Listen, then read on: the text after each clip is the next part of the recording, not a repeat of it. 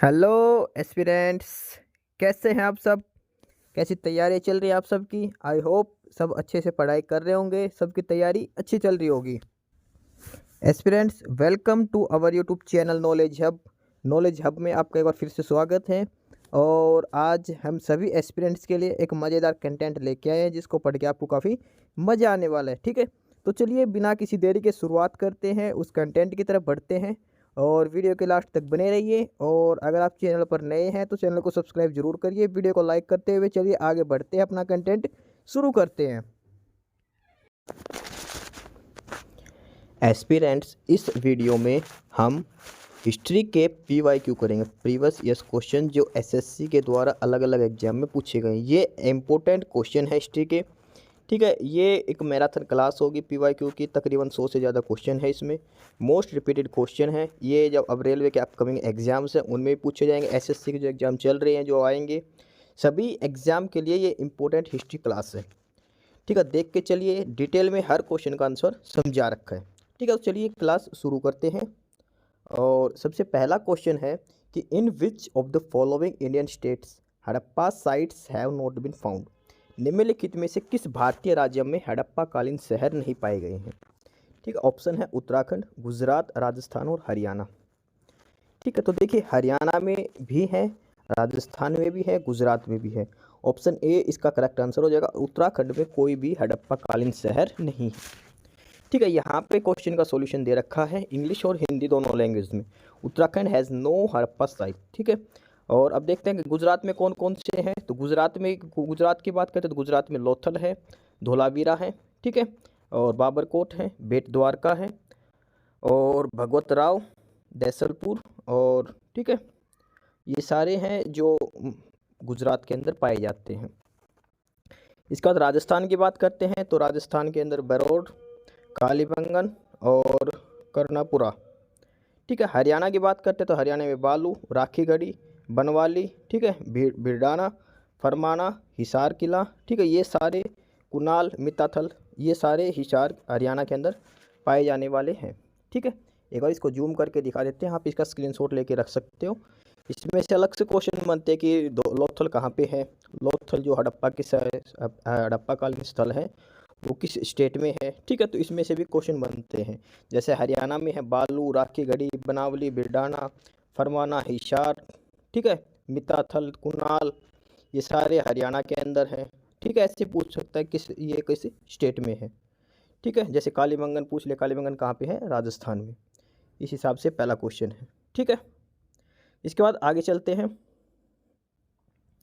और question number जो 2 है वो ये है कि क्वेश्चन नंबर सेकंड कि during which of the following periods architects were found in India, कि भारत में किस शासनकाल में शुतुरमुर्ग पाए जाते थे। शुतुरमुर्ग जब भारत में पाए जाते थे तो कौन सा काल था वो? ठीक है, और इसका जो सही ऑप्शन है वो है पैलियोलिथिक्स।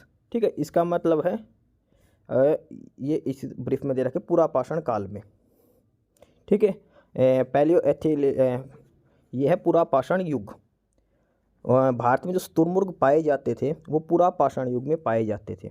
ठीक है, नेग्रिटो जाति पूरा पाषाण काल से संबंधित है। पूरा पाषाण काल में नेग्रिटो जाति कौन से काल की है? पूरा पाषाण काल की, जिसे पुराने पाषाण युग या हिमयुग के नाम से भी जाना जाता है।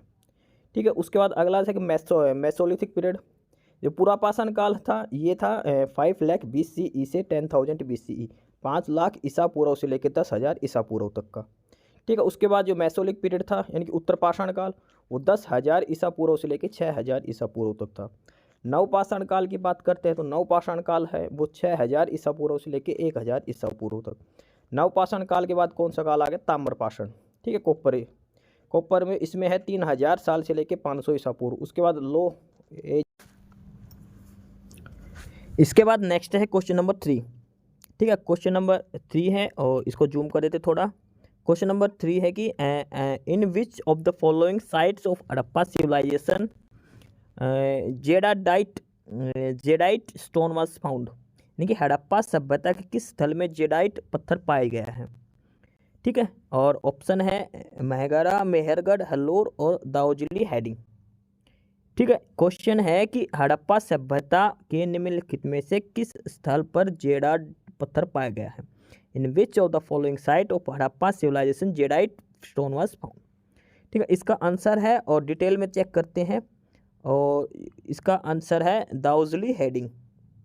दाउजली हेडिंग, और दाउजली हेडिंग क्या है, कहाँ पे है, ये है असम के अंदर। ध्यान रखना, असम के अंदर जो हड़प्पा स्थल है दाउजली हेडिंग, ठीक है, ये असम के अंदर है। और ये किस युग का है, ये नियोलिथिक एज का है। नियोलिथिक एज यानी कि नवपाषाण युग का स्थल है ये दाउजली हेडिंग। और ये कहाँ पे स्थित है, ये ब्रह्मपुत्रा रिवर के पास स्थित है। Situated near Brahmaputra valley close to routes leading into China and Myanmar. ठीक है, और इसकी खोज कब की गई थी, 1961 टू 1963। दाउजली हेडिंग एक असम के अंदर हड़प्पा कालीन स्थल है। ठीक है, यहाँ पे जेडाइट पत्थर मिला था, और ये कहाँ पे है, असम के अंदर ब्रह्मपुत्रा रिवर के किनारे। ठीक है, इसकी खोज की गई थी 1961 और से 1963 में। किसके द्वारा की गई थी, by MC Goswami and TC Sharma. ठीक है, MC गोस्वामी और TC शर्मा के। ठीक है, ये इसका डिटेल है बेसिक सी। बाकी इसके जो 4 ऑप्शन थे उसमें देख लेते हैं। तो जो सबसे पहले है महगरा। महगरा कहाँ पे है, ये उत्तर प्रदेश में है। ठीक है, मेहरगढ़ ये पाकिस्तान के अंदर है। और तीसरा है हल्लूर। हल्लूर कर्नाटका के अंदर है। ठीक है, ये 3 ऑप्शन थे, 4 ऑप्शन थे। पहला ऑप्शन था एक और डिटेल से दिखा देते शुरू से। पहला है मेहगरा, और ये कहाँ पे है, ये उत्तर प्रदेश के अंदर। मेहगरा जो हड़प्पाकालीन सभ्यता का जो स्थल है वो उत्तर प्रदेश के अंदर। मेहरगढ़ है ये पाकिस्तान के अंदर है, और हल्लूर है ये कर्नाटका में। ठीक है, और ऑप्शन डी था दाउजली हेडिंग, ये असम के अंदर है। ठीक है, हड़प्पा के चारों स्थल पता लग गए। और जो दाउजली हेडिंग है ये ब्रह्मपुत्रा किनारे है, और यहाँ पे जेडाइट पत्थर मिला था। ठीक है, ये था क्वेश्चन नंबर 3 की एक्सप्लेनेशन के साथ। ठीक है, उसके बाद आगे चलते हैं क्वेश्चन नंबर 4 पे। और क्वेश्चन नंबर 4 की बात करते हैं।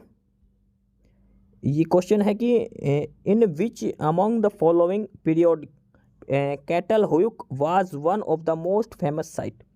किस काल में कैटल हुक सबसे प्रसिद्ध स्थलों में से एक है। कैटल हुक कौन से काल के, नवपाषाण काल, पुरापाषाण काल, मध्यपाषाण काल। ठीक है, तो ये 4 ऑप्शन है, तो वो है नियोलिथिक एज। ये SSC CGL 2022 का हुआ था, उसकी सेकंड शिफ्ट में पूछा गया, काफ़ी इंपॉर्टेंट क्वेश्चन है। कैटल हुक किस काल किस टाइम का है, ये है नियोलिथिक एज का, नवपाषाण काल का। ठीक है, एक बार इसको डिटेल में देख लेते हैं। यहाँ पे इसकी डिटेल दे रखी है ये कि कैटल हुक दक्षिण मध्य तुर्की में आधुनिक शहर केन्या के पास स्थित एक महत्वपूर्ण नौ स्थल है। ठीक है, कोन्या एक तुर्की जो देश है उसके अंदर कोन्या एक प्लेस है, वहाँ पे है ये कैटल हुक। ठीक है, टर्की के अंदर, और ये है नवपाषाण काल का। ठीक है, उसके बाद इसमें थोड़ी सी डिटेल और देखते हैं कि भारत में जो साइट्स है जो नवपाषाण काल की हैं वो कौन कौन सी है। तो न्योलिथिक साइट इन इंडिया ये कौन कौन सी है, और ये है मराकडोला। ठीक है, दाउजली हेडिंग जो असम के अंदर है, और असम में सरुत्रु। ठीक है, ये इसके डिटेल्स है। ठीक है, अच्छे से पढ़ना इसमें। और इसके बाद है कि स्थानांतरित खेती, रताल और तारों की खेती, मृतकों के पत्थर और लकड़ी के स्मारक बनाने और ऑस्ट्रेलियो एशियाई भाषाई की उपस्थिति के साक्ष्य मौजूद हैं। यानी कि जो कैटल हुक है जो टर्की के अंदर है, इसमें क्या मिला था, स्थानांतरित खेती। स्थानांतरित कल्टीवेशन की जो शिफ्टिंग कल्टीवेशन होती है, एक जगह से दूसरी जगह पे जाके खेती करना बार बार। ठीक है, उसके बाद है रतालू, और उसके बाद आगे तारों की खेती, मृतकों के पत्थर, लकड़ी के स्मारक बनाने और ऑस्ट्रेलियाई एशियाई भाषा की उपस्थिति के साक्ष्य मिले हैं। कहाँ पे, कैटल हुक में जो टर्की के अंदर है। ठीक है, कैटल हुक में ये एक नियोलिथिक साइट है, नवपाषाणकालीन स्थल है। ठीक है, इसके बाद आगे चलते हैं क्वेश्चन नंबर 5 में। और क्वेश्चन नंबर 5 क्वेश्चन है कि according to the archaeologist in Harappa sites the part to the west was smaller और हायर वाज नोन एज। यानी कि पुरापाषाण जो आर्कियोलॉजिस्ट है उनके अनुसार हड़प्पा के नगरों में, ठीक है, तो वो होता था सिटाडल। यानी कि आर्कियोलॉजिस्ट के अनुसार जो हड़प्पा का जो था, ये हड़प्पा ऐसे थी, तो इधर जो पश्चिम में जो भाग थे वो छोटे होते थे लेकिन ऊंचे थे, इनको क्या कहा जाता था, तो उनको कहा था सिटाडल। ठीक है, ये इसकी डिस्क्रिप्शन देख लेते हैं कि सिटाडल, और ये है कि चहुंदड़ो जो जगह थी हड़प्पा में ये था, और ये was the only Harappan site without A citadel.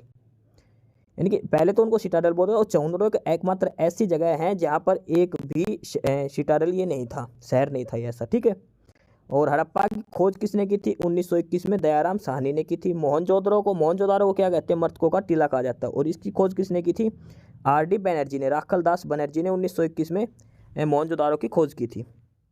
ठीक है, और उसके बाद NG मजूमदार, उन्होंने 1931 में लोथल की खोज की, चनुंदड़ो की खोज की। चनुंदड़ो की खोज किसने की थी? NG मजूमदार ने 1931 में। लोथल की SR राव ने 1953 में। सुरका तोतड़ा की उसकी है JP जोशी ने 1972 में, और बनवाली की RS बिष्ट ने 1973 में। ठीक है, देखो सबसे पहले जो चनहुंदड़ो है वो एकमात्र ऐसा स्थल है जहाँ पे एक भी सिटाडेल नहीं है। ठीक है, उसके बाद बात करते हैं इसमें कि किस स्थल की खोज किसने की थी। हड़प्पा की सभ्यता की खोज किसने की थी? दयाराम साहनी ने। मोहनजोदारो का क्या नाम? दूसरा मर्तको का टीला, इसकी खोज की थी RD बैनर्जी ने। चनहुंदड़ो जहाँ पे मन के बनाने का कारखाना भी मिला था, इसकी खोज की थी NG मजूमदार ने 1931 में। ठीक है, लोथल जो शहर है इसकी खोज की थी SR राव ने 1953 में। सुरकोटड़ा की खोज की थी JP जोशी ने 1972 में, और बनवाली की खोज की थी RS बिष्ट ने 1973 में। ये हड़प्पा के प्रमुख स्थल हैं, और किसकी खोज किसने और कब की थी वो भी डिटेल में दे रखा है। ठीक है, और इसका ध्यान से करना, ये सारी वीडियो को अच्छे से देखना, क्योंकि एक क्वेश्चन के अंदर 5-5, 6-6 क्वेश्चन छुपे हुए हैं। ठीक है, इसके बाद आगे चलते हैं क्वेश्चन नंबर 6 पे, और क्वेश्चन नंबर 6 है which of the following metals was used to make weapons and tool in Harappa site. Harappa सभ्यता में हथियार और उपकरण बनाने के लिए किस धातु का उपयोग किया जाता था? ठीक है, तो इसका जो ऑप्शन है सिल्वर, गोल्ड, कॉपर और आयरन। तो हड़प्पा सभ्यता है उसको कॉपर एज में माना, ये है कॉपर। ठीक है, हड़प्पा सभ्यता में हथियार बनाने के लिए किसका उपयोग किया जाता है? कॉपर का। अब इसको डिटेल में देख लेते हैं कि copper was the first metal used in Indus valley, यानी कि ब्रॉन्ज एज सिविलाइजेशन बोला जाता है इसको। ठीक है, यानी कि तांबा, सिंधु घाटी सभ्यता में तांबा का सबसे पहले प्रयोग किया गया था। ठीक है, उसके बाद जो और मेटल थे जो यूज किए गए थे वो लेड, गोल्ड, ब्रॉन्ज और सिल्वर। एक ध्यान रखना, हड़प्पा कालीन लोग आयरन को नहीं जानते थे, आयरन से अननोन थे। ठीक है, बाकी ये सारे मेटल है जो यूज करते। सबसे पहले जो यूज किया गया था वो मेटल था कॉपर। इसके बाद नेक्स्ट है क्वेश्चन नंबर 7। क्वेश्चन नंबर 7 है कि the Harappans brought gold from present day in India, यानी जो हड़प्पा कालीन थे वो वर्तमान समय के हिसाब से सोना कहाँ से लेके आते थे? ठीक है, ये वर्तमान समय के हिसाब से पूछा तो वो है कर्नाटका से। ठीक है, कर्नाटका से ये लोग सोना लेके आते थे, जो वर्तमान समय में कर्नाटका है। ठीक है, और इसके बाद इसकी एक्सप्लेनेशन में देखते हैं कि gold ornaments are found at both Mohenjodaro and Harappa, यानी कि जो सोने के आभूषण हैं वो मोहनजोदारो और हड़प्पा दोनों जगह पर पाए जाते हैं। ठीक है, अब देख लेते हैं कौन कौन से स्थल पे और क्या क्या पाया जाता है। जैसे हड़प्पा है, हड़प्पा पे क्या मिलता है? कॉपर बुल ऑक कार्ट, यानी कि कॉपर के बनाई गई एक बैलगाड़ी। ठीक है, ग्रैंडरीज अनाज के भंडार, कोफिन बुरियल्स यानी कि जो ताबूत होते हैं वो। ठीक है, ये हड़प्पा में मिलते हैं। टेराकोटा है, टेराकोटा में मिलता है फिगरिंडिस। ठीक है, टेराकोटा की मूर्तियाँ मिलती हैं। और उसके बाद चहुंदड़ो, चहुंदड़ो क्या है कि ओनली सिटी विदाउट ए सिटाडेल, जो हमने पीछे क्वेश्चन में पढ़ा था। इसमें क्या मिलता है चहुंदड़ो में? चहुंदड़ो में चूड़ियाँ मिलती है, बैंगल्स, और एक इंक पॉट मिलता है। ठीक है, मन के बनाने का जो चूड़ी बनाने का कारखाना वो चहुंदड़ो में मिलता है। इसके बाद लास्ट है लोथल। लोथल पे क्या मिलता है? पोर्ट, समुद्र के किनारे है, लोथल एक बंदरगाह था। ठीक है, ये है हड़प्पाकालीन स्थल के डिटेल में थोड़ा सा। इसके बाद क्वेश्चन नंबर 8 है, और क्वेश्चन नंबर 8 दे रखा है कि which of the following types of house remains were found in Mehrgarh site of Harappan civilization, यानी कि हड़प्पा कालीन सभ्यता में मेहरगढ़ स्थल पर निम्नलिखित में से किस प्रकार के घरों के अवशेष पाए गए थे? हड़प्पा कालीन जो सभ्यता थी उसमें किस प्रकार के अवशेष पाए गए थे? जो मेहरगढ़ में किस प्रकार के घर थे? तो वो थे स्क्वायर और रेक्टेंगुलर। ठीक है, ऑप्शन सी इसका करेक्ट आंसर है।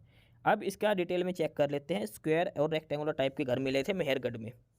ठीक है, मेजर फाइंडिंग्स एंड मेहरगढ़ में और क्या क्या मिला था? एनिमल बोन्स, जानवरों की हड्डी मिली थी, एंड रिमेन्स ऑफ हाउसेज, घर के परिणाम मिले थे। ठीक है, घरों के अवशेष और जानवरों की हड्डियाँ मिली थी। Mehrgarh was discovered in 1974 by John Francisco Jarrige, यानी कि मेहरगढ़ की खोज 1974 में जीन फ्रैंकोइस जारीगे ने की थी। ठीक है, और ये पहला ऐसा स्थल था जहाँ लोगों ने जौ और गेहूं उगाना शुरू किया था। जौ और गेहूं उगाना सबसे पहले कहाँ पे, किस हड़प्पाकालीन स्थल पर सबसे पहले गेहूं या जौ की खेती की गई थी? तो ये था मेहरगढ़ में। ठीक है, ध्यान रखना, काफ़ी इंपॉर्टेंट क्वेश्चन। भेड़ और बकरी पाले जाते थे क्योंकि सबसे पुराने गाँव में से एक था। ठीक है। हड़प्पा कालीन सभ्यता में भेड़ और बकरी कहाँ पाले जाते थे? मेहरगढ़ में। सबसे पहले गेहूं और जौ कहाँ पे मिले थे? मेहरगढ़ में। खेती कहाँ होती थी? मेहरगढ़ के अंदर। जौ और गेहूं की खेती मेहरगढ़ के अंदर होती थी। मेहरगढ़ की खोज हुई थी 1974 में जीन फ्रांसकोइस जेरिस के द्वारा। ठीक है, ये था मेहरगढ़ के बारे में। मेहरगढ़ में जो घर थे किस टाइप के थे? स्क्वायर और रेक्टेंगुलर शेप के। ठीक है, उसके बाद नेक्स्ट है क्वेश्चन नंबर 9। क्वेश्चन नंबर 9 है कि which of the following site of Harappan civilization near Bolan pass. जो बोलन दर्रा है उसमें से उसके पास कौन सी हड़प्पा की सभ्यता है? मेहरगढ़, चिरांग, गुफकरा और कोल्डिवा। तो ये इसका ऑप्शन हो जाएगा option A Mehrgarh. Mehrgarh is a Harappan civilization also new. Harappa की जो सभ्यता की जो एक स्थल है मेहरगढ़, ये एक नवपाषाण युग का स्थल है। ठीक है, नवपाषाण काल की। और ये कहाँ पे है? बलूचिस्तान, जो पाकिस्तान के अंदर है। यहाँ पे बोलन दर्रे के पास स्थित है। ठीक है, मेहरगढ़। मेहरगढ़ कहाँ पे है? बलूचिस्तान पाकिस्तान में है जो, और यहाँ पे बोलन दर्रे के पास स्थित है मेहरगढ़। ठीक है, इसकी खोज 1974 में की थी जीन फ्रैंकोइस जेरिस ने। ठीक है, और ये नवपाषाण युग का स्थल है। उसके बाद देखते हैं कि नवपाषाण युग के और स्थल कौन कौन से हैं जो इसमें दे रखे हैं। तो चिरांद है, ये बिहार के अंदर है। चिरांद का जगह कहाँ पे है? बिहार के अंदर। गुफक कराल है जम्मू और कश्मीर के अंदर। ठीक है, और कोल्डिवा है, ये उत्तर प्रदेश के अंदर है। ठीक है, मेरगढ़ कहाँ पे है? ये पाकिस्तान में है, बलूचिस्तान में। और चिरांद कहाँ? ये बिहार में। गुफक कराल ये है जम्मू कश्मीर में। और कोल्डिवा कहाँ पे है? उत्तर प्रदेश में स्थित है। ठीक है, उसके बाद आगे चलते हैं अगला क्वेश्चन। और उसके बाद है कि इंडिया शब्द है, इंडिया शब्द सिंधु से आया, जिसे संस्कृत में क्या कहा जाता है? The word India comes from the Indus. Indus को संस्कृत में क्या कहा जाता है? सिंधु। जो सिंधु रिवर है उसको इंडस बोलते हैं। इंडस इंग्लिश का वर्ड है। ठीक है, इसी से इंडिया वर्ड बना है। ठीक है, अब इसकी एक्सप्लेनेशन देखते हैं। और एक्सप्लेनेशन की द वर्ड हिंदू यानी कि India is derived from the Sanskrit word Sindhu. ठीक है, हिंद शब्द सिंधु शब्द से आया है। ठीक है, भारत के दूसरे नाम इंडिया के क्या नाम है? भारत, आर्यवर्त और हिंदुस्तान अलग अलग नाम है। और जम्बू द्वीप भी कहा जाता है। ठीक है, और उसके बाद इसमें देखा जो सिंधु का जो उद्गम स्थल है, जो सिंधु नदी है, उसके बात करें तो सिंधु नदी है तो वो है कैलाश मानसरोवर के वहाँ से निकलती है। ठीक है, मानसरोवर झील से जो कैलाश में वहाँ से निकलती है। ठीक है, ये इंडस नदी के बारे में है। ठीक है, इसके बाद अगला क्वेश्चन है क्वेश्चन नंबर 11 कि the duration of the Mesolithic period is about which year to which year. यानी कि जो नव मध्य पाषाण काल है मेजोलिथिक, उसका टाइम पीरियड क्या है मध्य पाषाण काल का?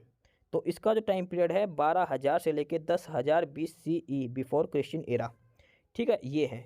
एक्सप्लेनेशन देखते हैं तो इसमें दिखा रखा है कि 12,000 से लेकर 10,000 तक का काल मध्य पाषाण युग बोला जाता है। ठीक है, और इसके अंदर क्या क्या खोज की गई थी? शिकार के लिए धनुष और तीर की खोज हुई थी मध्य पाषाण काल में। ठीक है, और उसके वाला क्वेंट्स और ग्राइंडर्स की खोज भी हुई थी। ठीक है, और जो मध्य पाषाण काल में कौन कौन से स्थल खोजे गए थे? तो वो था तिलवाड़ा, बागोर और तारसांग। 3 स्थल थे जो मध्य पाषाण काल में खोजे गए थे, तिलवाड़ा, बागोर और तरसांग। ठीक है, मध्य पाषाण काल का जो टाइम पीरियड था वो 12,000 BCE से लेकर 10,000 BCE था बिफोर क्रिश्चियन इरा। ठीक है, इसके बाद अगला क्वेश्चन है क्वेश्चन नंबर 12। और क्वेश्चन नंबर 12 क्या है कि which of the following were not a part of A citadel in Harappa article. ये क्वेश्चन रिपीट भी है वैसे, और इसमें था उसमें एक बार डिटेल में चेक कर रहे थे कि निम्नलिखित कौन सा हड़प्पा वास्तुकला में गढ़ का हिस्सा नहीं था, सिटाडल का हिस्सा कौन सा एक नहीं था। ठीक है, तो इसका ऑप्शन है रेजिडेंशियल बिल्डिंग फॉर मासिस, लोगों के रहने के लिए जगह। ये एक सिटाडल का हिस्सा नहीं था गढ़ का। ठीक है, सिटाडल होता क्या है? हमने पीछे क्वेश्चन में पढ़ा था। और ये होता था कि एक गढ़ एक शहर का मुख्य किलाबंद क्षेत्र है। ठीक है, ये होता था।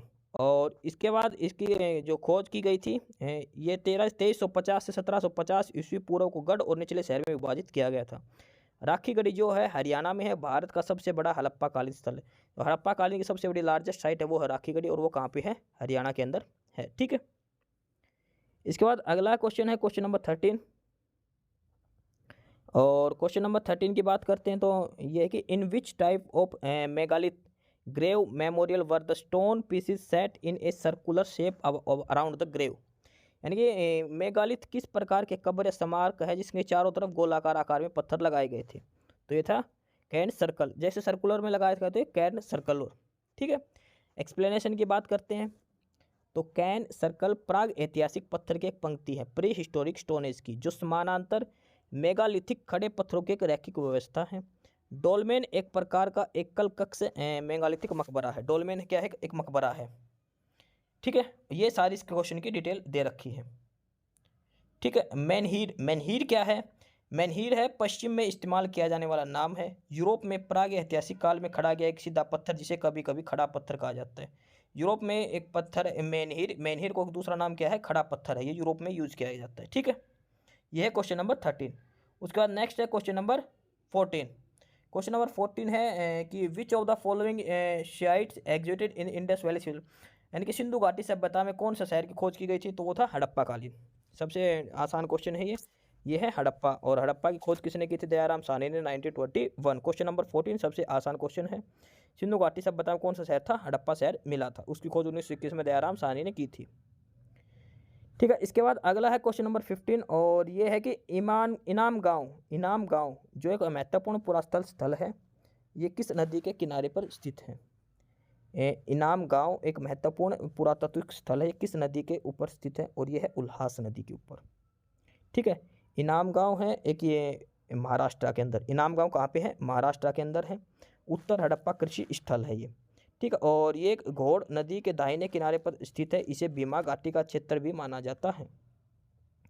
ठीक है, और यहाँ पे जो मिलता है, यहाँ पे गेहूँ, चावल, जौ, बाजरा, मटर, तिल भी मिलते हैं। कई जानवरों की हड्डियाँ भी मिली है इनाम गांव महाराष्ट्र के अंदर।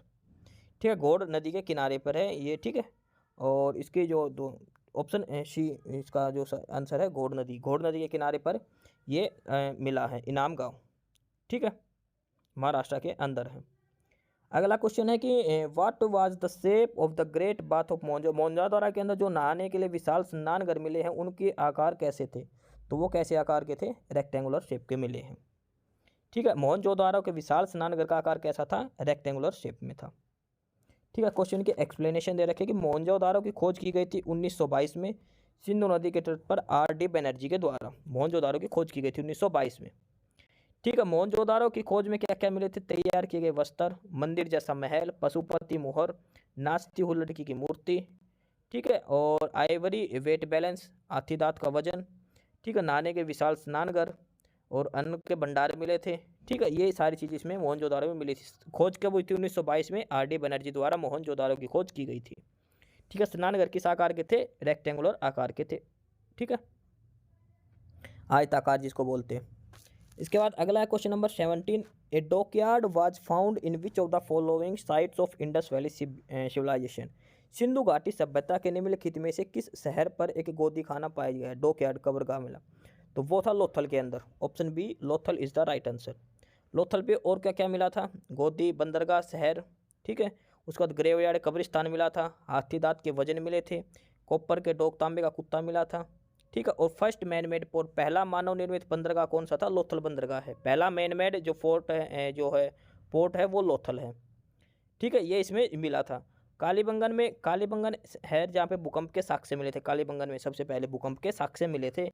लकड़ी का हल कहाँ मिला था? ये कालीबंगन में मिला था। एक बार जूम करके दिखा देते हैं, यहाँ से आप अच्छे से पढ़ लेना, स्क्रीनशॉट ले सकते हो इस चीज़ का। ठीक है, कालीबंगन के में क्या क्या मिला था? कालीबंगन में मिले थे भूकंप के साक्ष्य, लकड़ी का हल और ऊँट की हड्डी कालीबंगन में मिली थी।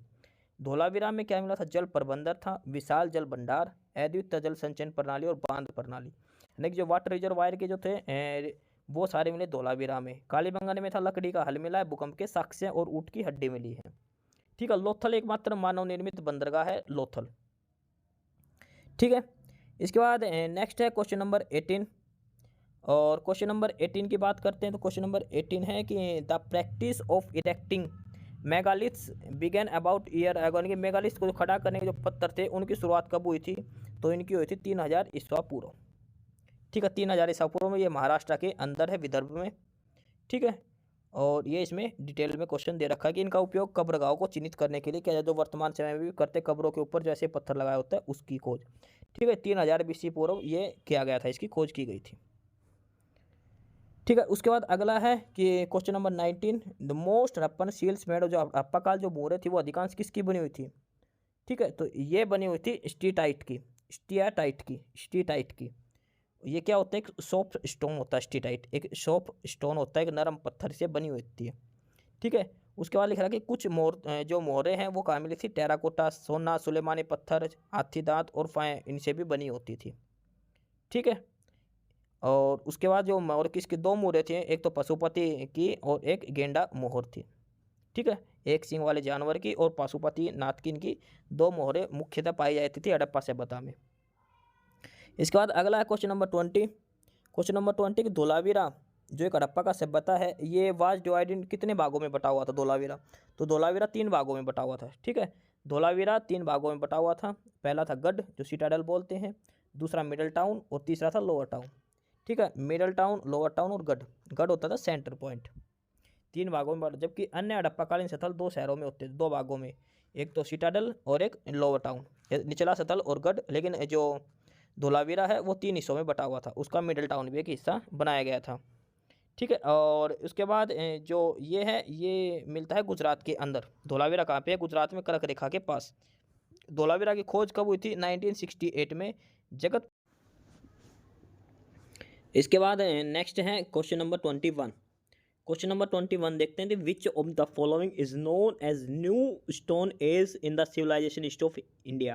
यानी कि भारत की सभ्यता के इतिहास में नवपाषाण युग का क्या नाम है? नवपाषाण युग को किस नाम से, न्यू स्टोन एज को क्या कहते हैं? तो न्यू स्टोन एज का जो है ये, इसको नवपाषाण एज कहते हैं, पैलियोलिथिक। ठीक है, पैलियोलिथिक। और इसके बाद इसमें जो, सॉरी, पैलियोलिथिक तो पुरा पाषाण काल, ये न्योलिथिक, नियो मतलब नवपाषाण काल, नियोलिथिक नवपाषाण काल इसको कहा जाता है। अब इसको डिटेल में चेक करते हैं कि कैसे, मतलब कौन से काल को कितना कितना टाइम पीरियड इनका था। तो सबसे पहले कि पूरा पाषाण काल, इसकी अवधि थी 5 लाख से लेकर 10,000 ईसा पूर्व। ठीक है, 5 लाख BCE से लेकर 10,000 BCE। उसके बाद था मध्य पाषाण काल, सॉरी उत्तर पाषाण काल, ये था 10,000 से लेकर 6,000। उसके बाद नव पाषाण काल, ये है 6,000 से लेकर 1,000 ईसा पूर्व। ठीक है, ये इनका टाइम पीरियड दे रखा है। और उसके बाद है कि जो महत्वपूर्ण स्थल हैं जो नवपाषाण काल में पाए गए थे वो था कोल्डियावा, महगरा, मेहरगढ़, बुर्ज होम। ठीक है, चिरांद, चिरांद कहाँ पे? बिहार के अंदर। ब्रह्मगिरी, मस्की, हलूर, बेलर घाटी, ये सब नवपाषाण काल के प्रसिद्ध स्थल हैं। ठीक है, इसके बाद आगे है क्वेश्चन नंबर 22। और इसमें दे रखा कि which of the following Harappan civilization Haryana में कौन सी हड़प्पा सभ्यता है? ये राखी गढ़ी है और ये सबसे बड़ी हड़प्पा कालीन सभ्यता है। ठीक है, लोथल कहाँ पे है? लोथल गुजरात में है। धोलावीरा कहाँ है? धोलावीरा भी गुजरात में है। कालीबंगन कहाँ पे है? ये राजस्थान के अंदर है। ठीक है, इसके बाद आगे है और अगला है कि celt is a period. Celt कौन सा पीरियड होता है जो मतलब नवपाषाण काल में सेल्ट एक अवधि होती है, उसको का कौन सी अवधि होती है सेल्ट? तो सेल्ट होती है एक टूल। ठीक है, जो नवपाषाण काल में सेल्ट क्या होता था? ठीक है, यानी कि जो नवपाषाण काल था उसमें सेल्ट को क्या होती थी? तो सेल्ट एक टूल, एक औजार होता था। एक्सप्लेनेशन देखते हैं इसके कि सेल्ट एक नवपाषाण काल का एक उपकरण है।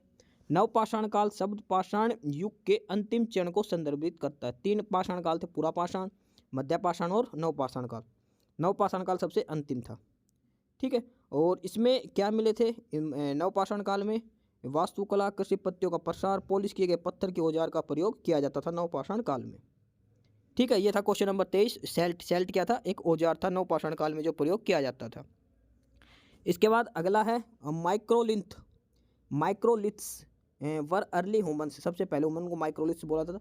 तो उनको दूसरा मतलब किस चीज़ के लिए जाना जाता था वो माइक्रोलिथ्स? माइक्रोलिथ्स होता है स्टोन टूल्स। ठीक है, माइक्रोलिथ्स जो पहले ह्यूमन थे वो यूज़ करते थे उनको। तो ये माइक्रोलिथ्स होते क्या थे? तो ये होते हैं स्टोन टूल्स, यानी कि पत्थर के बने हुए औजार। देखो, लिथ्स का मतलब ये होता है पाषाण, पत्थर का बना हुआ। लिथ्स वर्ड पत्थर के लिए यूज़ किया जाता है। ठीक है, जैसे न्योलिथ नवपाषाण काल। ठीक है, ऐसे ही। ठीक है, तो माइक्रोलिथ क्या था? एक स्टोन टूल थे जो पहले के ज़माने में यूज किए जाते थे। ठीक है, ये इसकी डिटेल में दे रखा है। इसके बाद क्वेश्चन नंबर 25 है और क्वेश्चन नंबर 25 है कि which of the following is A Palaeolithic site of archaeological importance in India. निम्नलिखित में से कौन सा भारतीय पुरातात्विक महत्व का पुराशाणिक स्थल है? यानी कि पुरापाषाण काल का कौन सा एक स्थल है जो पुरापाषाण काल से संबंधित है? इसका उस क्वेश्चन का इसका आंसर आप कमेंट बॉक्स में ज़रूर बताएं। ठीक है, ऊपर करवाया हुआ मोस्ट रिपीटेड है, बहुत बार रिपीट किया गया है क्वेश्चन, तो वहाँ से देख के आपको ज़रूर बताना है। ठीक है, आगे चलते हैं क्वेश्चन नंबर 26 पे। क्वेश्चन नंबर 26 है which of the following Harappan site is located इन अफगानिस्तान। अफगानिस्तान में कौन सी हड़प्पा सभ्यता है? हड़प्पा कालीन स्थल कौन सा है जो अफगानिस्तान में स्थित है? तो ये आएगा ऑप्शन ए सुरतुगई। ठीक है, सुरतुगल है जो हड़प्पाकालीन स्थल है जो अफगानिस्तान में पाया जाता है। ठीक है, इसकी एक्सप्लेनेशन यहाँ पे दे रखी है सारी की सारी। ठीक है, सुरतगल हड़प्पाकालीन स्थल है जो अफगानिस्तान में स्थित है। ठीक है, इसके ये डिटेल्स इसमें लिख रखे हैं सुरतगढ़। और ये एक ट्रेडिंग पोस्ट थी हड़प्पा के काल में, और it's seem to be connected with lapis lazuli mines. ठीक है, ये माइंस आपस में जोड़ देते हैं। ठीक है, और यहाँ पे ऊँटों का व्यापार होता था इस सभ्यता काल में।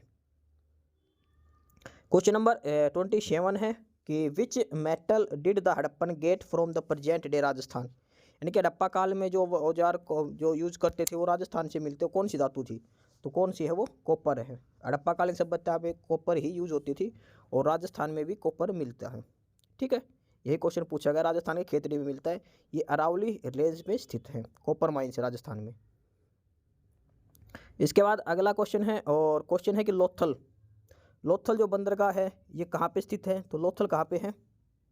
जो लोथल एक प्रमुख शहर है हड़प्पा कालीन, ये बंदरगाह था, एक पोर्ट था, तो ये कहाँ पे है? गुजरात में। ठीक है, लोथल गुजरात में भोगवा नदी के किनारे पे है लोथल। ठीक है, यहाँ पे इसके एक्सप्लेनेशन देखिए। लोथल एक प्रमुख शहर जो सिंधु घाटी सभ्यता के गुजरात में स्थित है।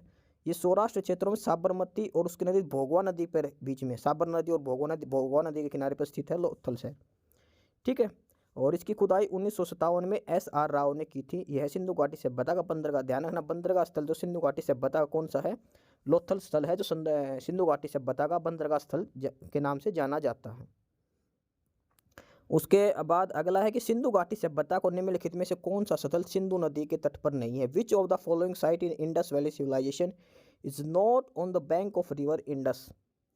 सिंधु नदी के किनारे कौन सा स्थल स्थित नहीं जो सिंधु घाटी सभ्यता का है?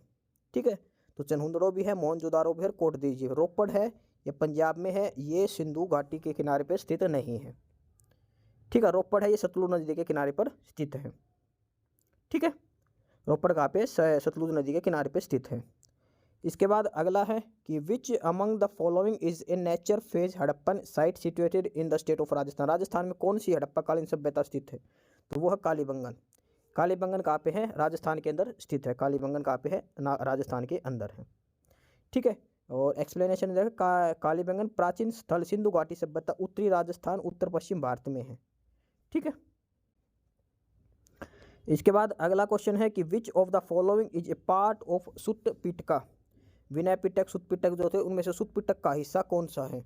तो सुत्त पिटक का हिस्सा है, ये है नजीमा निकाया। नजीमा निकाय है वो सुत्त पिटक का हिस्सा है। ठीक है, और ये सुत्त पिटक है, ये देखो मजिमा निकाय सुत्त पिटक का एक हिस्सा। सुत्त पिटक अंगुत्तर निकाय के खंडों में विभाजित किया गया है। ठीक है, ये बौद्ध धर्म से संबंधित है। सुत्त पिटक में ये है मजिमा निकाय, और ये अंगुत्तर निकाय को अलग अलग खंडों में विभाजित किया जाता है। ठीक है, which of the following archaeological sites has evidence of pit dwelling. यानी कि निम्नलिखित में से किस पुरातात्विक स्थल पर गड्ढे वाले आवासों का प्रमाण मिला है? गड्ढे वाले आवासों का, तो ठीक है, और ये मिला है ऑप्शन बी बुर्ज होम में। कहाँ पे मिले हैं? बुर्ज होम में। बुर्ज होम एक ऐसा पुरातात्विक स्थल है जिसमें गड्ढों में रहने के प्रमाण मिले कि लोग गड्ढों में यहाँ पे रहते थे, बुर्ज होम में। यह एक आदिम आवास है जिसमें जमीन में गड्ढा खोदकर छत बनाई गई है। बुर्ज होम जम्मू और कश्मीर में एक नवपाषाण स्थल है। काफ़ी इंपॉर्टेंट लाइन, बुर्ज होम कहाँ पे है? जम्मू कश्मीर में है, एक नवपाषाण स्थल है। यह यूनेस्को द्वारा विश्व धरोहर साइट भी है। ठीक है, बुर्ज होम एक यूनेस्को द्वारा वर्ल्ड हेरिटेज साइट घोषित की गई है बुर्ज होम, और ये जम्मू कश्मीर में स्थित है, नवपाषाण कालीन स्थल है ये। ठीक है, इसके बाद अगला है कि in which province of Pakistan is the site of ancient civilization of Mohenjodaro located. जो मोहनजोदड़ो है ये पाकिस्तान के किस जगह पे है? ये है सिंध में। पाकिस्तान के कहाँ पे है? सिंध में। ऑप्शन बी इसका करेक्ट आंसर है। ठीक है, मोहनजोदड़ो को क्या बोलते हैं? मृतकों का टीला, मोंड ऑफ द डेड। ठीक है, मोहनजोदारो का अर्थ है मृतक पुरुषों का। तो ये पाकिस्तान के एक सिंध प्रांत में स्थित एक पुरातात्विक स्थल है। ठीक है, ये इसकी एक्सप्लेनेशन दे रखी है। मोहनजोदारो टीला और खंडहरों का समूह सिंधु नदी के दाहिने किनारे पर उत्तरी सिंध प्रांत दक्षिण पाकिस्तान में। ठीक है, ये मोहनजोदारो की लोकेशन दे रखी है, पाकिस्तान के अंदर सिंध में है। उसके बाद अगला है कि the skull of A homo erectus was found in which of the following pre historic Indian sites. यानी कि प्री हिस्टोरिक इंडियन साइट में किस में एक आदमी की खोपड़ी मिली थी? खोपड़ी मिली थी हथनोरा में, ठीक है। एक जो खोपड़ी थी हथनोरा में, खोपड़ी की टोपी का मध्य ये एक हिस्सा मिला था, मिडल प्लेस्टोसिन ये उसमें माना जाता है, ठीक है। हथनोरा में मिली थी खोपड़ी का हिस्सा। उसके बाद अगला है कि the hanging gardens of Babylon is associated with which of the following ancient country. जो बेबीलोन के हैंगिंग गार्डन्स है वो किस सभ्यता से संबंधित होते हैं, ठीक है। ये काफ़ी इंपॉर्टेंट है बेबीलोन के जो हैंगिंग गार्डन्स है, और ये है मेसोपोटामिया की सभ्यता, ऑप्शन बी, मेसोपोटामिया की सभ्यता से मिलते हैं। बेबोलियन के जो हैंगिंग गार्डन्स हैं वे प्रसिद्ध उद्यान थे जो नव बेबोलियन समाज की राजधानी की शोभा बढ़ाते थे, जिसे इसके सबसे महान महाराजा नेबूचदनेस्सर सेकंड, ये यहाँ पे नाम दे रखा है इंग्लिश में भी, जो और ये दुनिया के 7 अजूबों में से एक अजूबा है, ठीक है। जो हैंगिंग गार्डन्स है ये दुनिया के 7 अजूबों में से एक अजूबा है, हैंगिंग गार्डन्स ऑफ बेबीलोन, ठीक है। ये मेसोपोटामिया जो सभ्यता है वहाँ पे मिलते थे, ठीक है। बेबीलोन के हैंगिंग गार्डन्स ऑफ बेबीलोन ये दुनिया के 7 अजूबों में से एक है। उसके बाद अगला क्वेश्चन है कि सिंधु घाटी सभ्यता की खोज सबसे पहला स्थल जो खोजा गया था is considered to be the oldest discovery of Indus valley civilization, तो वो था भिरडाना, ऑप्शन ए। भिरडाना कहाँ पे है? हरियाणा के अंदर है, ठीक है। सबसे ओल्डेस्ट है, जो सबसे पुराना है जो खोजा गया था, ठीक है। इसके बाद अगला है क्वेश्चन नंबर 37, और इसमें है कि from which of the following Harappan era sites has the evidence of plot field, यानी कि ऐसे कौन सी हड़प्पाकालीन स्थल है जहाँ पे जुते हुए खेतों के साक्ष्य मिले हैं। खेत यानी कि हल से खेत जोते हुए हैं, और ये मिला है कालीबंगन। कालीबंगन कहाँ पे है? राजस्थान में, ठीक है। कालीबंगन कहाँ पे है? राजस्थान में। यहाँ पे ये जुते हुए खेतों के साक्ष्य मिले हैं, ठीक है। और उसके बाद अगला है कि Samkhya school of philosophy was found, जो सांख्य स्कूल है फिलोसफी का, इसकी खोज किसने की थी? ये कपिल मुनि ने की थी, ऑप्शन बी। कपिल मुनि ने सांख्य स्कूल ऑफ फिलोसफी की खोज की थी, इन्होंने इसकी स्थापना की थी, ठीक है। कपिल को पारंपरिक रूप से सांख्य विद्यालय के संस्थापक के रूप में श्रेय दिया जाता है। सांख्य हिंदू धर्म में आस्तिक या रूढ़िवादिक दार्शनिक प्रणालियों में से सबसे पुराना है। सांख्य का अर्थ है गणना, ठीक है। इसके बाद अगला है क्वेश्चन नंबर 39, और क्वेश्चन नंबर 39 है which of the following text gives details account of the king of Kashmir. Kashmir के राजाओं का इतिहास किस ग्रंथ में मिलता है? तो कल्हण ने लिखी थी Rajatarangini, option A correct answer. Kalhana ने जो राजतरंगिणी लिखी थी वो कश्मीर के इतिहास के राजाओं के इतिहास के बारे में बताती है, राजतरंगिणी जो कल्हण ने लिखी थी, ठीक है। इसके बाद अगला क्वेश्चन है कि this is an ancient Indian treatise on statecraft, economic policy and military strategy that was written in Kautilya is the traditional creator author of the text. ऐसी कौन सी जो कौटिल्य ने लिखी थी? इसमें भारत की आर्थिक नीति, सैन्य रणनीतियों के बारे में बताया। कौटिल्य ने लिखी थी अर्थशास्त्र, ऑप्शन डी। अर्थशास्त्र की रचना की थी कौटिल्य ने, ठीक है। अर्थशास्त्र इसमें सारी दे रखी है, और चरक महर्षि ने चरक संहिता लिखी थी। जो महर्षि चरक थे उन्होंने चरक संहिता की लिखी थी, और जो कौटिल्य था इसका नाम विष्णुगुप्त था, और चाणक्य के नाम से भी इसको जाना जाता है, ठीक है। और ये इसमें दे रखी है, ठीक है। उसके बाद अगला क्वेश्चन है क्वेश्चन नंबर 41, ये सीपीओ में पूछा गया क्वेश्चन है। इसमें देख रखा कौन सा इनकरेक्टली मैच है, कौन सा गलत तरीके से आपस में मिला रखा। Samaveda knowledge of science, Rigveda knowledge of hymns praise, Atharvaveda knowledge of magical formulas, Yajurveda knowledge of the sacrifice formulas, ठीक है। और ये देखा तो इसमें से कौन सा एक गलत मिला रखा है, ठीक है। तो इसमें जो सामवेद है वो गलत है, क्योंकि सामवेद जो नॉलेज ऑफ साइंस ये इसमें गलत मिला रखा है, क्योंकि मूल रूप से 4 वेद थे, ठीक है। और इसमें थे ऋग्वेद, ऋग्वेद को क्या बोलते हैं? नॉलेज ऑफ हिम्स और फ्रेज, यानी कि जो स्तुति के जो भजन है वो है, ठीक है। उसके बाद सामवेद है, सामवेद में है मेलोडीज, जो धुन है जो संगीत के लिए है, तो सामवेद साइंस के लिए नहीं है, संगीत के लिए माना जाता है सामवेद को। यजुर्वेद है, इसमें तंत्र मंत्र दे रखे हैं, सेक्रीफाइस के फॉर्मूले दे रखे हैं। और अथर्ववेद है, इसमें जादू टोने के बारे में जिक्र किया गया है, ठीक है। इसके बाद अगला क्वेश्चन कि वेदांग कितने हैं? वेदांग कितने हैं? 6। वेदांग कितने हैं? 6। How many Vedangas are there in 6? और 6 वेदांत कौन कौन से हैं? तो 6 वेदांत हैं, ये है व्याकरण, निरुक्त, छंद और कल्प, शिक्षा, देखो शिक्षा, व्याकरण और निरुक्त, छंद, ज्योतिष, कल्प,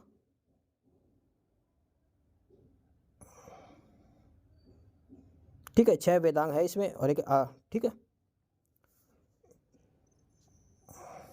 शिक्षा, कल्प, ये कल्प है यहाँ पे, ठीक है। व्याकरण छंद, निरुक्त निरुक्त छंद और ज्योतिष कल्प, ठीक है। और उसके बाद अगला है कि how many mandal are there in Rigveda. Rigveda में कितने मंडल हैं? ऋग्वेद के अंदर कितने मंडल? ऋग्वेद में कितने मंडल हैं? 10 मंडल है। ऋग्वेद में कितने मंडल हैं? ऋग्वेद के अंदर 10 मंडल हैं, ठीक है। और ऋग्वेद के अंदर कितने श्लोक हैं? तो 10,600 श्लोक हैं ऋग्वेद के अंदर, और 1028 सूक्तक हैं, ठीक है। और गायत्री मंत्र ऋग्वेद मंडल के तीसरे उसमें है, ठीक है। ऋग्वेद में ही गायत्री मंत्र लिया गया है। और 10वें मंडल में पुरुष सूक्त है, तो 10वां मंडल है, जो कि बताता है कि चारों ब्रह्मा पुरुष के मुंह से, ब्रह्मा के मुंह से ब्रह्म भुजाओं जांघों से पैदा हुए थे। जो 4 वर्ण थे वो ब्रह्मा के एक कोई मुंह से, एक भुजाओं से, एक जांघों से और एक पैरों से पैदा हुए थे, ठीक है। जो ब्राह्मण, क्षत्रिय, वैश्य और शूद्र जो 4 वर्ण थे, ये 10वें मंडल में इसमें बताया गया है ये, ठीक है। और जो 9वां मंडल है वो पूरी तरह से सोम भगवान को समर्पित है। इसके बाद है the language of the Aryan text. आर्यों की भाषा क्या थी? आर्य जो लोग थे उनकी भाषा क्या थी? संस्कृत भाषा थी। Sanskrit was the first language spoken in India. Bharat में बोले जाने वाली संस्कृत पहली भाषा थी। और अर्धमागधी प्राकृत एक मध्य इंडो आर्यन भाषा थी। जो अर्धमागधी भाषा थी वो कौन सी थी? एक इंडो आर्यन लैंग्वेज थी, ठीक है। और प्राकृत तीसरी बोली थी, ठीक है। और उसके बाद जो तमिल लैंग्वेज है, Tamil was south India's oldest spoken literary language, ये ध्यान रखना, ठीक है। तमिल है साउथ इंडिया की सबसे ओल्डेस्ट स्पोकन लैंग्वेज। उसके बाद अगला कि धर्म सूत्रों में शामिल है। धर्म सूत्र में क्या क्या बता रखा है? तो उसमें बता रखा नॉर्म्स फॉर रूलर्स, यानी कि राजाओं के लिए नियम। उसके बाद अगला क्वेश्चन 45 धर्म सूत्रों में शामिल है। धर्म सूत्र कंटेंट्स, तो उसमें है option B norms, option D norms for rulers, यानी कि जो राजाओं के लिए जो शासन करते हैं उनके लिए नियम धर्मसूत्रा में है। जो राजाओं जो शासक है उनके लिए मार्गदर्शन, धर्म के मार्गदर्शन की पुस्तक कहा जाता है, क्योंकि उनमें व्यक्तिगत और सामाजिक व्यवहार, नैतिक मापदंड के साथ साथ व्यक्तिगत, नागरिक और आपराधिक कानून के लिए दिशा निर्देश भी शामिल हैं, ठीक है। 45 का आंसर हो जाएगा डी। इसके बाद क्वेश्चन नंबर 6 है which of the following is the earliest form of वेदा।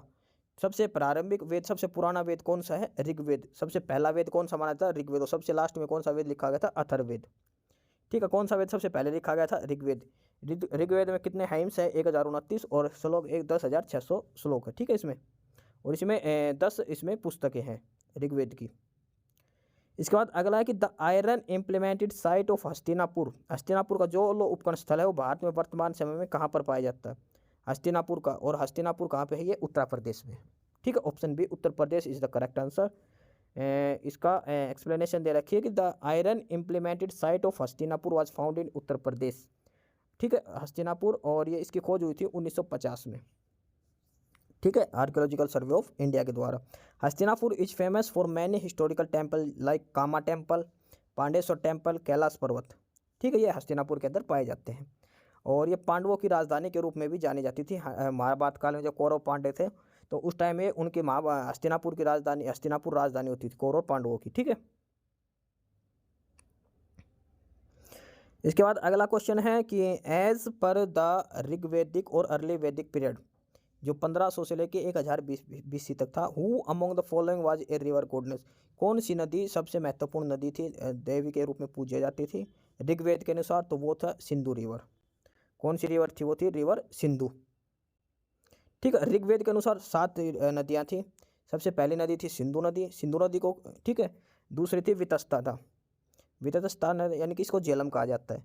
तीसरी थी अस्किनी, इसको कहा जाता है चेनाब। चौथी थी पुरुषिनी या इरावती नदी, इसको रावी नदी कहा जाता है। उसके बाद थी विपाशा नदी, विपाशा नदी को ब्यास नदी के नाम से जाना जाता है। और सतुद्री, उसको सतलुज नदी के नाम से। लास्ट है सरस्वती नदी, जो अब सूख गई है, खत्म हो गई है, ठीक है।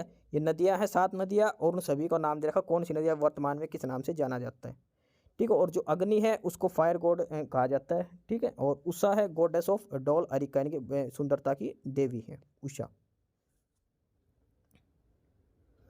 ये है नदियां, उनका नाम दे रखा है। क्वेश्चन नंबर 48 है कि अथर्ववेद में कितने खंड है? अथर्ववेद कितने खंडों का समूह है? तो इसमें आएंगे 20। Option A is the correct answer. Atharvaveda कितने खंडों का समूह है? 20 खंडों। Option A is the correct answer.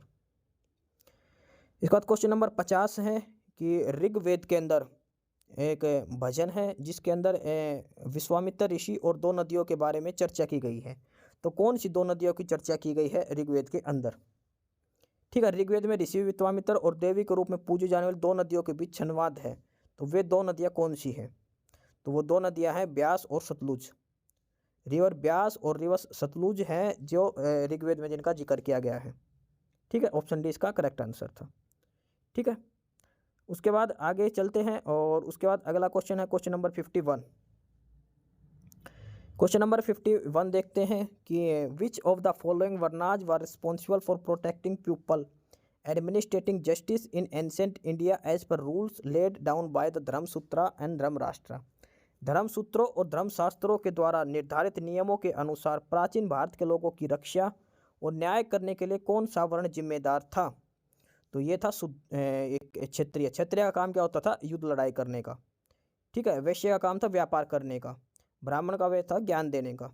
ठीक है, तो क्षत्रिय ये आएगा जिनका प्राचीन लोगों की रक्षा और न्याय करने की जिम्मेवारी थी। ठीक है, जो प्राचीन काल में जो चार वर्णों में जाति बांटी गई थी, क्षत्रिय जो योद्धा करते थे, ब्राह्मण, ब्राह्मण के अंदर पुजारी, शिक्षक, बुद्धिजीवी, वैश्य में कृषक, व्यापारी और किसान, शूद्रक में श्रमिक वर्ग आता था। ठीक है, चार वर्ग होते थे ये। इसके बाद अगला क्वेश्चन है क्वेश्चन नंबर 52। कौन सा वेद which of the following Veda are dealt with music? कौन सा वेद जो संगीत से संबंधित? वो है सामवेद। सामवेद ऐसा है जो संगीत से संबंधित है। ठीक है, सामवेद। इसके बाद क्वेश्चन नंबर 53 कि कौन सा वेद सबसे पुराना है? तो सबसे पुराना वेद कौन सा है? ऋग्वेद।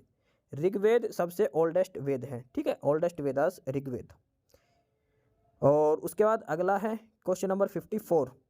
क्वेश्चन नंबर 54 दे रखा है कि in which year 30 Rigveda manuscript dating from 1800 BC to 1500 BC included in the UNESCO's memory of the world register. 1800 से लेकर 1500 ईसा पूर्व की 30 ऋग्वेद पांडुलिपियों को यूनेस्को की memory of the world register में किस वर्ष शामिल किया गया था? तो ये किया गया था ऑप्शन डी 2007 में, 2007। ठीक है, 2007 में जो ऋग्वेद की जो 30 मनुस्क्रिप्ट थी उनको यूनेस्को की memory of the world book register में शामिल किया गया था। ठीक है, इसके बाद क्वेश्चन नंबर 55। क्वेश्चन नंबर 55 है according to the Purana lord Vishnu took the shape of in order to rescue the earth which has sunk into the water. पुराणों के अनुसार जल में डूबी हुई नदी को बचाने के लिए भगवान विष्णु ने कौन सा अवतार लिया था? तो भगवान विष्णु ने उस टाइम जो लिया था वराह अवतार लिया था। वराह अवतार था और ये भगवान विष्णु का था। और वराह अवतार को क्या माना जाता है? BOAR, bore. ठीक है, संस्कृत में बोर बोला जाता है इसको, वराह अवतार। ठीक है, ये हिंदू भगवान विष्णु के 10 अवतारों में से तीसरा अवतार था वराह अवतार भगवान विष्णु का। ठीक है, वराह बलिदान के सभी पहलुओं का प्रतीक है। इसके बाद क्वेश्चन नंबर 56 है कि a person's Vedic approach and his relationship with society are determined by the 4 goals of life which of the following is not among the गोल।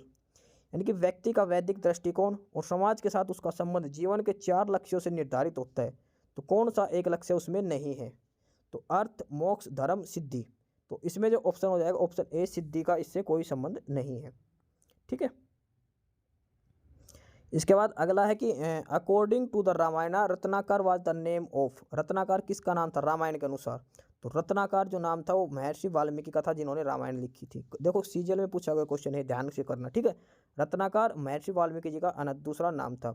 और वाल्मीकि जी का जो जन्म हुआ था वो अग्नि शर्मा एक ब्राह्मणी पश्चात्ता।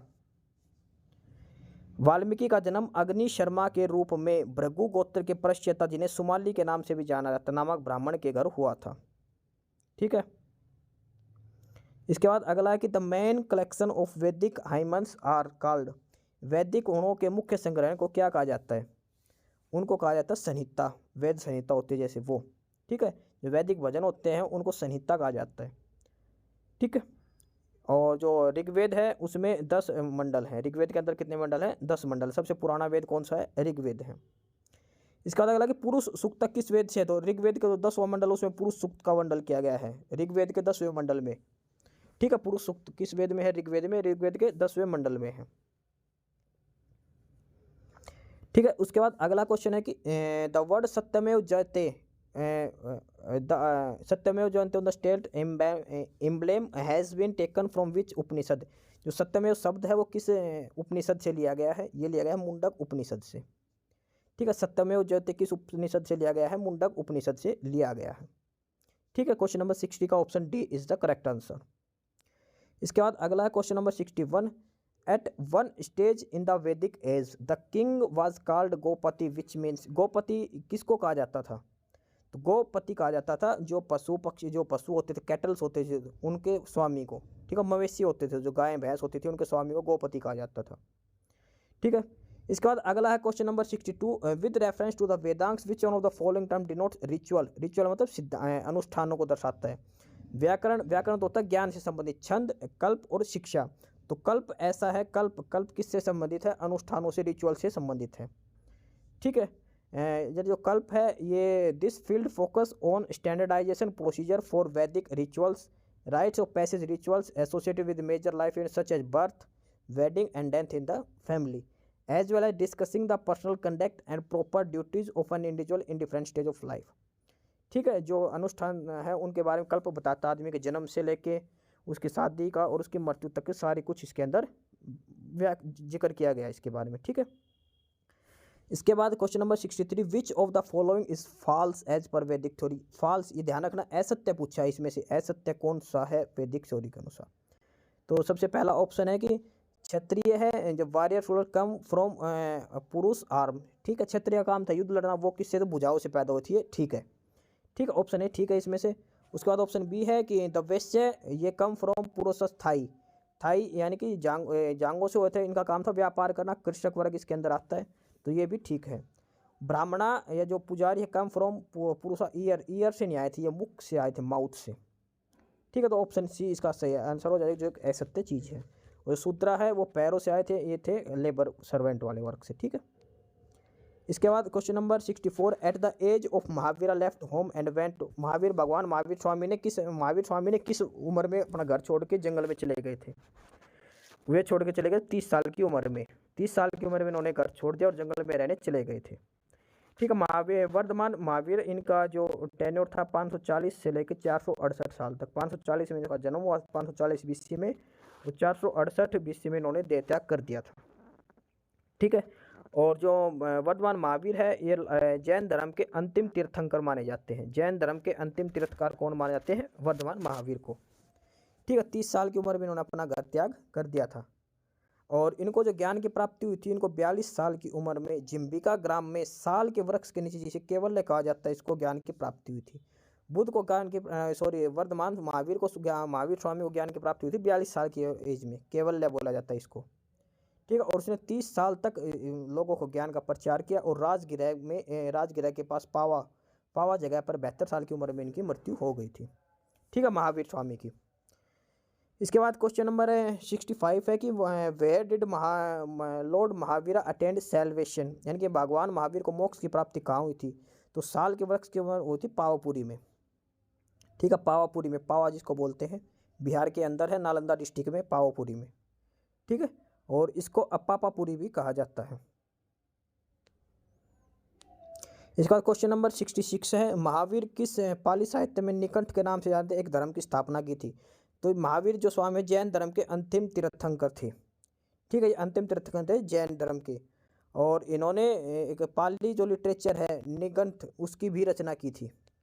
ठीक है, तो ये किसके थे? जैन धर्म से संबंधित थे, और ये जैन धर्म के अंतिम और 24वें तीर्थंकर थे ये महावीर।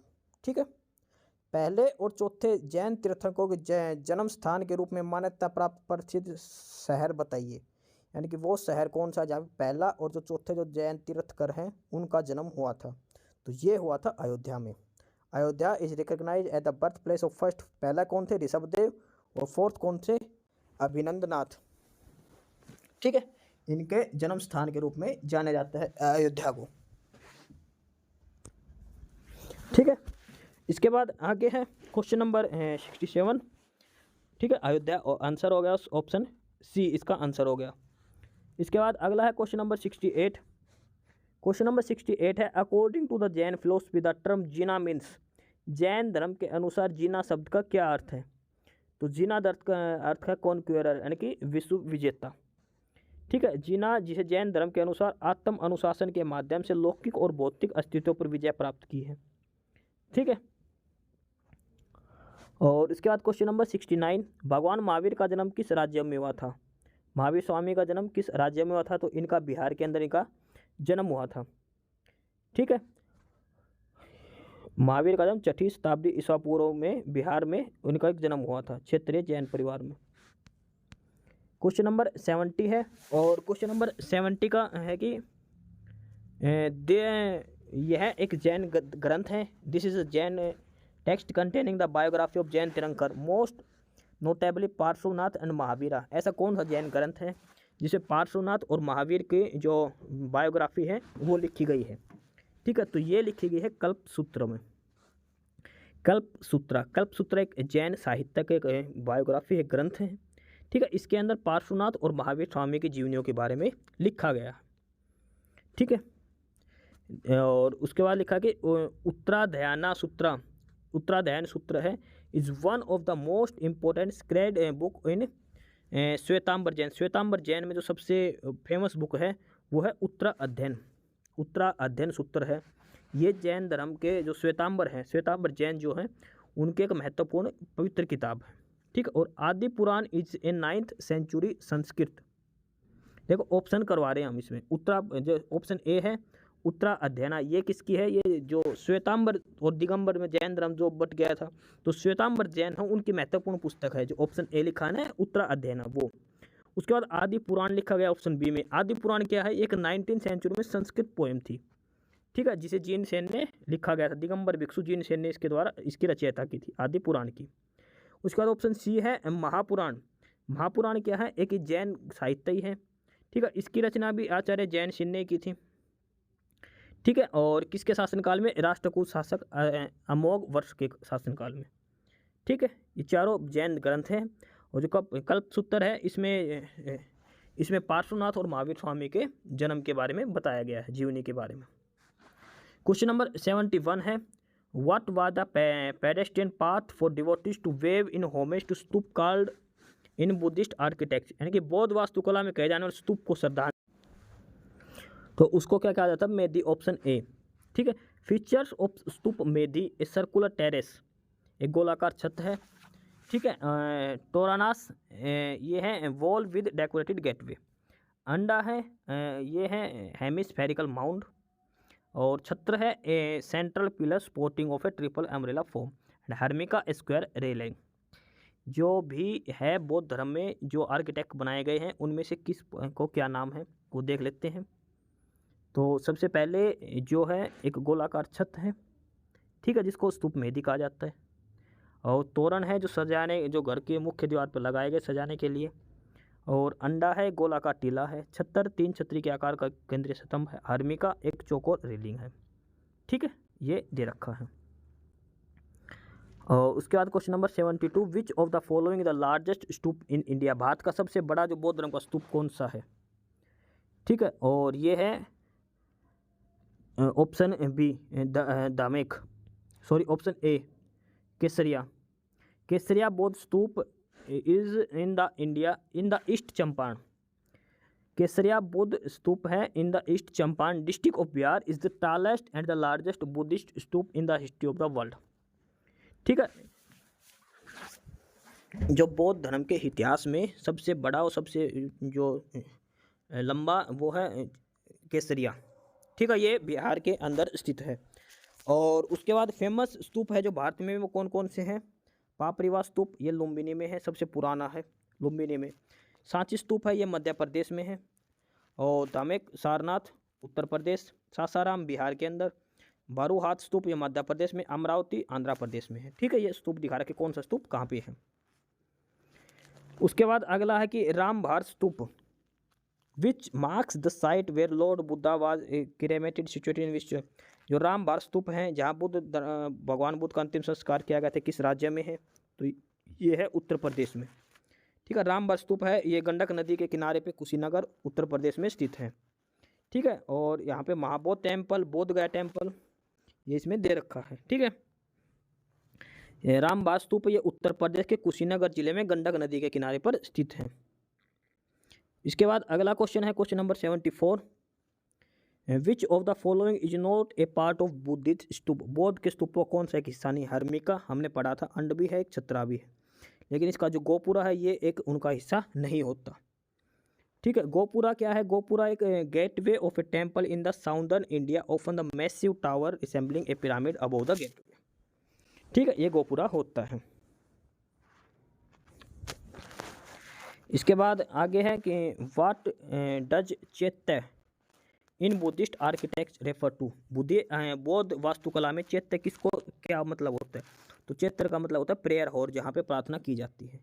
4 स्ट्रक्चर होते हैं, तो बुद्धिस्ट आर्किटेक्चर में प्रेयर हॉल को चैत्य कहा जाता है। ठीक है, चैत्य ग्रह। और मोनेस्ट्रीज ये विहार बोलते हैं, मठ होते हैं। Place to venerate A relics, स्तूप बोलते हैं अवशेषों की पूजा करने के स्थान। और स्तंभ या लेट्स बोलते हैं। ठीक है, 4 चीज़ मुख्य होती है बौद्ध धर्म में, विहार, मठ, ठीक है, चैत्य होते हैं तीर्थ स्थल, स्तूप होते हैं पूजा करने के स्थान, और स्तंभ लेट्स होते हैं। ठीक है, इसके बाद आगे चलते हैं हम, और क्वेश्चन नंबर 75, ये चैत्य किसको कहा जाता है ये हमने करवा दिया था। इसका क्वेश्चन नंबर 76 है the lion capital was built to commemorate the historical event of the Buddha. Lion Buddha के ऐतिहासिक घटना में लॉयल कैपिटल का निर्माण करवाया गया था। तो ये क्या था? ये फर्स्ट सरमन था। ठीक है, भगवान बुद्ध ने जो पहला उपदेश दिया था। भारत का राष्ट्रीय प्रतीक 26 जनवरी 1950 को सारनाथ के अशोक की राजधानी से अपनाया गया था, जिस दिन भारत गणतंत्र बना था। राजधानी में इसमें 4 ऐसे शेर हैं जो शक्ति, साहस, गौरव और आत्मविश्वास के प्रतीक हैं। ठीक है, और इसके बाद एक गोलाकार बेकस है। दीनानाथ भार्गव ने हमारे राष्ट्रीय प्रतीक को डिजाइन किया था। जो हमारा राष्ट्रीय प्रतीक है उसको किसने डिजाइन किया था? नेशनल एम्बलम को दीनानाथ भार्गव ने इसको डिजाइन किया था। ठीक है, सारनाथ से लिया गया है, अशोक स्तंभ से। इसके बाद अगला है कि बरहुत स्तूप। क्वेश्चन नंबर 77 है कि बरहुत स्तूप डेपिक्ट द जातक टेल्स एंड स्टोरीज। बरहुत जातक कथाओं को सुनाता है। तो ये कौन से स्टेट में है? बरहुत स्तूप ये बौद्ध धर्म से संबंधित है। किस स्टेट में है? तो ये है मध्य प्रदेश में।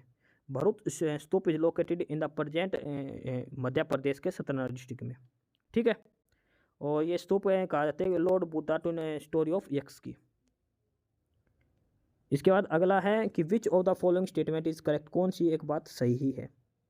और बात है कि Gautam Buddha belong to a small gana known as Shakya gana and was Kshatriya. Gautam Buddha passed away Kushinagar. तो इसका जो ऑप्शन है कौन सा सही है? तो इसमें दोनों ही बातें सही हैं। गौतम बुद्ध हैं ये बिहार के, ये इनका जन्म हुआ था लुम्बिनी में, शाक्य वंश में, शाक्य कुल में इनका जन्म हुआ था। ठीक है, इनकी मृत्यु हुई थी कुशीनगर में। ठीक है, और इन्होंने अपना पहला जो संदेश दिया था, जो धर्मचक्र परिवर्तन बोलते हैं, उसको सारनाथ में दिया था। ज्ञान की प्राप्ति इनको बोध गया बिहार में हुई थी। ठीक है, कुशीनगर में इन्होंने देह त्याग किया था, जिसको महापरिनिर्वाण भी कहा जाता है। उसका बाद अगला कि पहली बौद्ध संगति कहाँ हुई थी? ना the first Buddhist council is said to have patronised by, यानी कि किसकी अध्यक्षता में हुई थी? तो ये थे अजात शत्रु के थे। ठीक है, अजात शत्रु को संरक्षण प्राप्त था। इसे वह मदक के हर्यक राजवंश का, अजात शत्रु किस वंश से था? हर्यक वंश का था। ठीक है, बिंबिसार का पुत्र था, और महावीर और गौतम बुद्ध दोनों का समकालीन था। ठीक है, कौन? अजात शत्रु। इसके बाद अगला है कि Chaityagiri Vihara is a festival celebrated in Sanchi. कौन से धर्म के लिए है चैत्यागिरी विहार फेस्टिवल? ये है बौद्ध धर्म से। चैत्यागिरी विहार एक बौद्धिस्ट फेस्टिवल है जो सांची के अंदर मनाया जाता है। ठीक है, यहाँ पे बौद्धिस्ट मंक आते हैं, यात्री आते हैं। ठीक है, और उसके बाद ये दिखा रखा है कि चैत्यागिरी विहार जो सांची में है, ये भगवान बुद्ध की यहाँ पे मूर्ति है। ठीक है, यहाँ पे हर साल बहुत से बुद्धिस्ट लोग आते हैं दर्शन करने के लिए। The earliest Buddhist text were written in, जो बौद्ध ग्रंथ थे वो कौन सी भाषा में लिखे गए थे? तो ये लिखे गए थे पाली भाषा में। ऑप्शन ए इसका करेक्ट आंसर है। जो बौद्ध ग्रंथ है वो पाली भाषा में लिखे गए थे। ठीक है, और इसको कहा जाता है ट्रिपल बास्केट टिपिटाका। ठीक है, टिपिटाका भी इनको कहा जाता है। क्वेश्चन नंबर 82 है कि कौन सा बौद्ध धर्म है जो उत्तर प्रदेश, बौद्ध धर्म का कौन सा स्थल है जो उत्तर प्रदेश में स्थित है? तो वो है सारनाथ। सारनाथ है जहाँ पे, ठीक है, और यहाँ पे ये कहाँ पे? गंगा नदी के किनारे पे है। ठीक है, यहाँ पे बुद्ध ने अपना पहला उपदेश दिया था आत्मज्ञान प्राप्त होने के बाद। इसके बाद अगला है कि the rules made for the written down in a book called Vinaya Pitaka. Vinaya Pitaka में जो रूल्स लिखे गए हैं ये हैं वो, ठीक है, इनको क्या कहा जाता है, और ये पाम के जो पेड़ के पत्ते हैं उन पे लिखे गए हैं, ठीक है, और ये हैं बौद्ध संघ के, बौद्ध संघ के लिए बनाए गए नियमों को विनय पिटक नामक पुस्तक में लिखा। विनय पिटक, सुत्पिटक, त्रिपिटक है, ठीक है। तो ये इसमें से त्रिपिटक, विनय पिटक जो है वो त्रिपिटक में से सबसे छोटा और सबसे पुराना है, ठीक है। विनय पिटक भिक्षुओं और ननों को एक दूसरे के साथ और समाज के भीतर कैसा व्यवहार करता है ये नियम शामिल है विनय पिटक के अंदर, ठीक है। बौद्ध धर्म से संबंधित है विनय पिटक, सुत्पिटक, ये सब। निम्नलिखित में से किस स्थान पर भगवान बुद्ध ने 4 आर्य सत्य पर अपना पहला उपदेश दिया था? At which of the following place did lord Buddha give his first sermon on the 4 noble truth? 4 सत्य जो है उनके ऊपर अपना पहला उपदेश दिया था। तो भगवान बुद्ध ने जो पहला उपदेश दिया था वो सारनाथ में दिया था, ठीक है। 4 सत्य बताए थे, दुख, समुदय, निरोध और मार्ग, ठीक है। क्वेश्चन नंबर 85 है, महाप्रजापति गौतमी जो एक भिक्षुणी थी, ये कौन से धर्म में जो पहली बौद्ध भिक्षुणी बनी थी, बौद्ध धर्म से संबंधित है महाप्रजापति गौतमी। ये पहली जो गौतमी भगवान बुद्ध का इनको लालन पालन किया था गौतमी ने, ठीक है, और ये महिलाओं में दीक्षा लेने वाली पहली महिला थी। महाप्रजापति गौतमी बौद्ध धर्म से संबंधित है। उसके बाद अगला कि the Gandhara school of art was influenced by the art of which of the following European countries? Gandhara कला किस यूरोपीय देश की कला से प्रभावित था? तो ये था ग्रीस। काफ़ी इंपॉर्टेंट क्वेश्चन है ये, ग्रीस जो देश है उससे संबंधित था, ठीक है, गंधार कला। और उसके बाद अगला question number 87, and which of the following terms is associated with the architecture of a Buddhist stupa? बौद्ध धर्म के स्तूप से कौन सा एक शब्द संबंधित है? तो वो है हर्मिका। हमने पढ़ा है ये हर्मिका एंड ये सारे 76 ये सब बौद्ध धर्म से संबंधित है, ठीक है। हर्मिका क्या है? तो स्तूप है जो उसके ऊपर के चारों भाग जो कटहरा बना होता है उसको हर्मिका कहा जाता है, ठीक है। इसके बाद अगला है कि which Maurya ruler become a follower of Bauddh? बौद्ध धर्म को कौन सा मौर्य शासक बौद्ध धर्म का अनुयायी बन गया? तो वो था अशोक। अशोक था जो मौर्य शासक था जो बौद्ध कलिंग युग के बाद ये बौद्ध धर्म का अनुयायी बन गया था, ठीक है। इसके बाद अगला है question number 89, which historical site is located in Jaugada in Odisha? Odisha के जोगढ़ में कौन सी ऐतिहासिक स्थल हैं?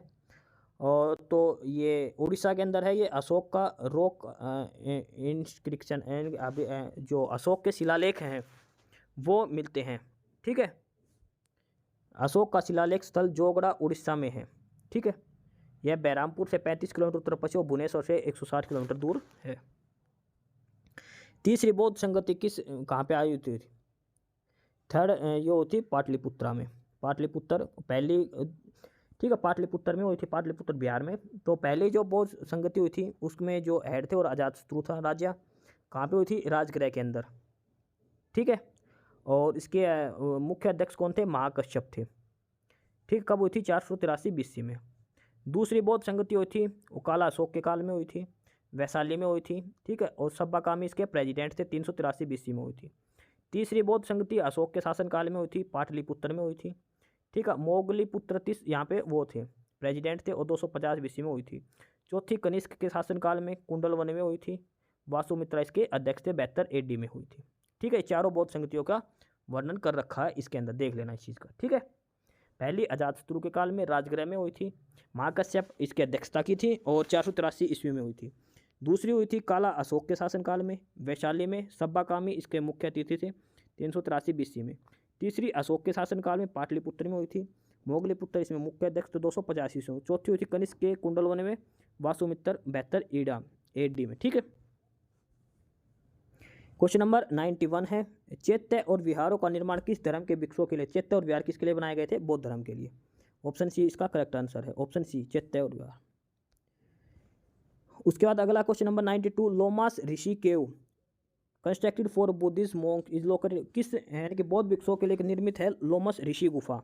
ये किस राज्य में है? लोमस ऋषि गुफा किस राज्य में है? ये है बिहार राज्य में, ठीक है। ये कहाँ पे है? लोमस ऋषि की कुटिया भी कहा जाता है इसको, कहाँ पे है? बिहार राज्य के अंदर है। और इसके बाद है which is famous for outstanding specimens for Buddhist arc and architecture belonging to the period between the 3rd century BC to 12th century AD? तो वो कौन सा था? सांची, ठीक है। जो सांची है, सांची के स्तूप है जो बिहार बौद्ध धर्म से संबंधित है, एक स्तूप है ये। ठीक है, बौद्ध धर्म की कलाकृतियों के बारे में संबंधित है।